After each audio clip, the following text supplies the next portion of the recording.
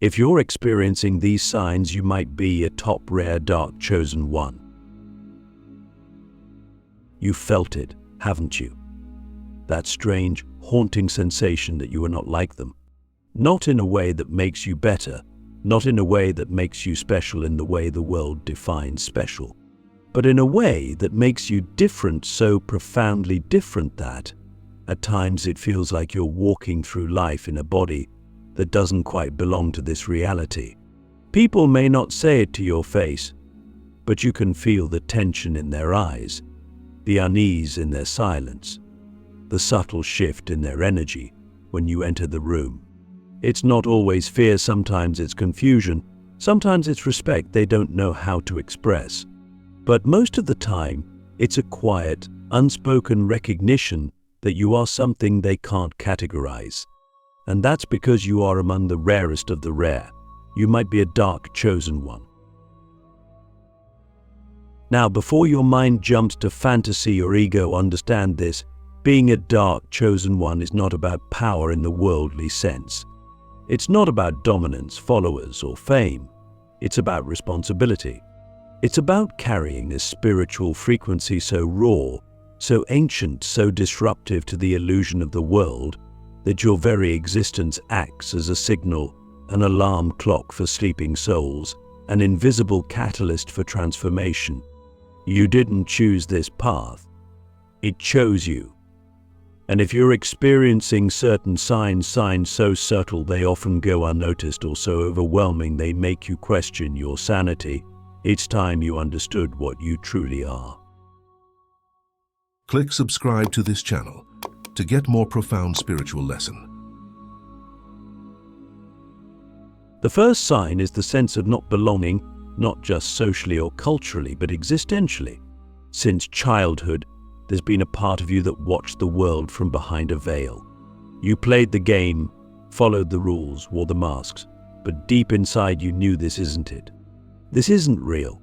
You've always sensed the artificiality of the systems around you. School felt like programming. Conversations felt shallow. And the more you tried to fit in, the more your soul rebelled. That rebellion wasn't just adolescent angst, it was sacred resistance. A fire in your spirit that refused to be extinguished by conformity. You weren't meant to fit in. You were meant to crack the code from the inside out. Another powerful sign is your relationship with pain. You've suffered more than most. Not just physically or emotionally, but spiritually. You've walked through internal hells that would have destroyed other people. But you didn't just survive, you transmuted. You turned poison into power. You made meaning out of madness. You found light not in spite of the darkness, but through it. This is the path of the dark chosen one, not to avoid the shadow, but to descend into it willingly and return with gifts. Most people run from their pain. You investigate it. You sit with it until it speaks. That's not weakness. That's initiation. And what about your intuition? That inner knowing that defies logic, that voice you've tried to ignore but can no longer silence. You've always known things about people, about events, about the deeper truth behind what is being said. You can feel energy. You can sense deception without proof. You can walk into a room and absorb everything without a single word being spoken. This heightened awareness is not just sensitivity, it's spiritual intelligence. It's your inner system scanning the matrix and revealing what lies beneath. This is why you can't tolerate lies, why small talk drains you, why you feel everything so intensely. You are tuned into frequencies most people don't even know exist. And that awareness is both a gift and a heavy burden. Let's talk about solitude. If you are a dark chosen one, you crave aloneness not because you hate people, but because you can't lie to yourself the way others do. Socializing often feels like pretending. Crowds make you feel energetically assaulted. And while you can function in the world, your true self thrives in silence, in nature, in the sacred womb of your own energy. That solitude isn't loneliness, it's your temple. It's where you hear the guidance, where you process the downloads, where you remember who you are. And in that space, you've likely had strange experiences, visions, dreams, synchronicities that defy logic. These are spiritual breadcrumbs placed before you to remind you you are being watched, guided, forged. Have you noticed how people project onto you? How they either idolize or demonize you, often with no middle ground. That's because your energy is polarizing. You reflect to others the parts of themselves they are not ready to face. You are a walking mirror, and not everyone likes what they see. Some will be drawn to your light, others will try to destroy it. But understand this, it's not personal. It's energetic. Your very presence rearranges the frequencies in a space. You awaken things in people. You shake them awake. That's why you often trigger people without saying a word. It's why some love you instantly and others reject you violently. You're not here to be liked. You're here to be true. And perhaps the most telling sign of all, you've questioned your sanity many times. You've wondered if you're making it all up, if you're just too sensitive, too intense, too in your head. But the truth is, this world is designed to make the awakened doubt themselves. Because once you remember who you are, they can no longer control you. You've been gaslit by a system that thrives on unconsciousness. But now, you're remembering, you're waking up, and with every step, your power returns. So now I must ask you something only you can answer. If everything you've been through, everything you've felt, everything you've seen, is not random, then what is it preparing you to become? The unseen war you wear born into why the dark chosen ones are targeted. There's something most people will never understand because they were never meant to. There is an unseen war happening all around us, silent, invisible, and yet devastatingly real. It is not a war of bullets or bombs, but of energy, consciousness, and truth. And if you are a top rare, dark, chosen one, you were born into this war. You didn't enlist. You didn't raise your hand. But you were selected before this lifetime, marked long before your body took its first breath. You are not just a wanderer or an old soul. You are a spiritual warrior disguised in human form. And because of that, you've been targeted from the very beginning. You've felt it, haven't you? That strange force that seems to rise up whenever you start to step into your truth. Things fall apart. People turn against you. Opportunities vanish. The moment you begin to align with your higher self, chaos arrives at your doorstep. You're not imagining it. That's not just bad luck. That is spiritual interference. Because when a dark chosen one activates, the false systems of reality tremble. The matrix is programmed to suppress, distract, and neutralize anything that threatens its illusion. And you, my friend, are the exact kind of soul it fears the most. From a young age, you were likely misunderstood, minimized, or even abused, not because you were weak, but because your light was already disturbing the darkness in others. You didn't know why the adults around you reacted so strongly. You just knew something was off. You felt the lies in their words, the betrayal behind their smiles. You could see through the masks, but you didn't have the language or the power to explain it. So you internalized the pain. You thought you were the problem.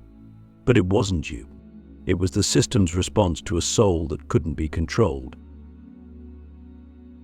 And that system doesn't just wear the face of authority, it wears the faces of friends, lovers, institutions, even family. The dark chosen one often finds themselves surrounded by people who drain, reject, or emotionally sabotage them. Why? Because your energy is too pure, too disruptive, too catalytic. You don't even have to do anything. Your presence alone starts to unravel the fabric of illusion in those around you. And when people aren't ready to face themselves, they will attack the one who holds the mirror. That's you. But here's the hard truth. This targeting is not accidental. It's strategic. It's spiritual warfare. And the more you awaken, the more precise and subtle the interference becomes. It's not always dramatic. Sometimes it looks like overwhelming self-doubt. Sometimes it's a string of toxic relationships that keep you distracted. Sometimes it's chronic fatigue that has no medical explanation. But if you look deeper, you'll notice a pattern. It always shows up right when you're about to break through, right when you're about to remember your mission. That's the moment the shadows move. That's the moment the system tries to pull you back into sleep. But let me tell you something they don't want you to know. You're stronger than they ever anticipated. You've been through hell and you're still standing. You've been lied to, betrayed, gaslit and broken, and somehow you still believe in love. That's not weakness. That's divine resilience. That is the mark of a rare soul whose power cannot be extinguished. You've been hurt, yes, but you've also been forged. Every scar is a sigil. Every tear is a baptism. Every fall is a ritual. You are not just surviving this war, you are evolving through it. And that evolution is what terrifies the system most. Because once a dark chosen one remembers, they cannot be stopped. You become untouchable, not in the sense of avoiding hardship, but in the sense of embodying truth so deeply that no lie can reach you. You begin to operate from a different frequency. You become immune to manipulation, immune to guilt, immune to fear. That's when you stop playing the game. That's when you start rewriting the rules. But to reach that level, you must face the interference directly. You must learn to recognize it not with paranoia, but with clarity. Ask yourself, where am I being distracted? Where am I leaking energy? Who do I keep around me that keeps me small? What habits are keeping me from my power? These are not just inconvenient questions. These are the keys to your freedom. And freedom, for someone like you, is not optional. It's essential. You didn't come here to be controlled. You came here to awaken others, but that awakening begins with you. You must reclaim every part of yourself that was shamed, silenced, or scattered. You must take back the fragments they convinced you to abandon. Your sensitivity, your intensity, your knowing, your rage, your fire, all of it, because those are not flaws. They are your sacred tools. So I ask you now, what is the one part of yourself you've been afraid to fully embrace? And what would happen if you did? The sacred power they tried to bury, reclaiming the forgotten gifts of the dark chosen. There is a sacred power inside you that they tried to bury, not because you were dangerous in the conventional sense, but because your very existence threatens the illusion the world is built upon. You see, the system thrives on forgetfulness. It wants you to forget who you are, what you carry, and why you came here. It wants you to believe you're just another person living out a script. But you've never followed the script, have you? Even when you tried, it felt like wearing someone else's skin. That's because your soul remembers. And the more you remember, the more your power begins to move again, quietly at first, then like a storm. But that power was never gone. It was only buried beneath layers of shame, wounds, and conditioning. And now it's time to dig it up. What if I told you that your deepest pain is the gateway to your highest potential? That the places inside you that feel the most broken are actually the ones hiding your most sacred gifts? Most people look at pain and run. But you, as a rare dark chosen one, are called to look pain in the eyes and walk through it. Because you were never meant to stay wounded. You were meant to alchemize that wound into wisdom, into medicine, into a frequency so powerful that it changes the energy of every room you enter. But to do that, you must reclaim what was lost. Think back, when was the first time you were told you were too much, too sensitive, too intense, too emotional, too quiet, too loud, too strange? That was the moment the world began to teach you to hide, to fragment, to shrink. But the truth is, That part of you they rejected, that was your original power. That was your divine signature. They didn't reject you because you were wrong, they rejected you because you were real. And in a world built on masks, realness is revolutionary. Now you must go back and gather those exiled parts. The child who knew how to speak to the unseen, the teen who dreamed of changing the world, the adult who still feels like an alien among humans. All of them are fragments of your original self waiting to be called home. This is not some poetic metaphor. This is literal spiritual work, integration, wholeness, and only through wholeness can your full power return, because your gifts were never meant to be used while fractured. They were meant to be wielded from the seat of your authentic being. Your intuition. That's not just a feeling, it's a radar. It's a sacred compass that has been trying to guide you through the noise. Your empathy. That's not weakness, it's your ability to transmute energy, to feel what others deny, to heal through presence alone. Your intensity. That's your fire, your spiritual sword, the edge that cuts through illusion and demands truth. These are not side effects of being different. These are the marks of the awakened, the signs of someone who was never meant to sleep through this life. But I know how hard it is to carry these gifts in a world that doesn't understand them. I know the isolation, the confusion, the temptation to numb it all just to feel normal for 5 minutes. But I also know this: your gifts are not here to be understood by the masses. They are here to activate the few who are ready. You are not here to be liked. You are here to be legendary. And legendary souls often walk alone before they are recognized. That is the cost of originality. That is the price of carrying ancient codes in a modern world. You've likely had dreams that felt more real than life, visions that made no sense until they started coming true, out-of-body experiences, synchronicities, whispers in the silence. These are not hallucinations. They are reminders. They are downloads from the unseen, communicating with you in the only way they can. You've been chosen not because you're better, but because you're ready. Ready to remember. Ready to reclaim. Ready to rise. But rising is not about domination. It's about embodiment. It's not about showing the world how enlightened you are. It's about becoming so deeply grounded in your truth that you no longer need validation. You walk into a room and shift the atmosphere not through force, but through frequency. You don't need to convince anyone. Your energy speaks for itself. That is the power they tried to bury. And the fact that you're still here, still searching, still remembering, that means they failed. So let me ask you something that only a dark chosen one will understand.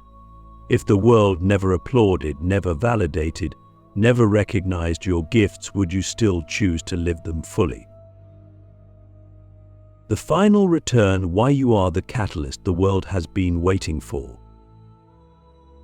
There comes a moment in the journey of every dark chosen one when the searching ends, not because the questions are all answered, but because the soul finally remembers its role. You realize that you were never meant to fit into this world. You were meant to reshape it. You begin to understand that your life has not been a series of random traumas or strange spiritual anomalies. It has been a carefully orchestrated initiation. Every heartbreak, every betrayal, every moment of darkness was not designed to break you. It was designed to build you into the catalyst the world has been waiting for. You are not here just to heal yourself. You are here to become a living transmission of truth. You are a bridge between realms, a disruptor of illusions, a frequency that cannot be replicated. That's why your presence has always felt like friction in the lives of others. You stir things up.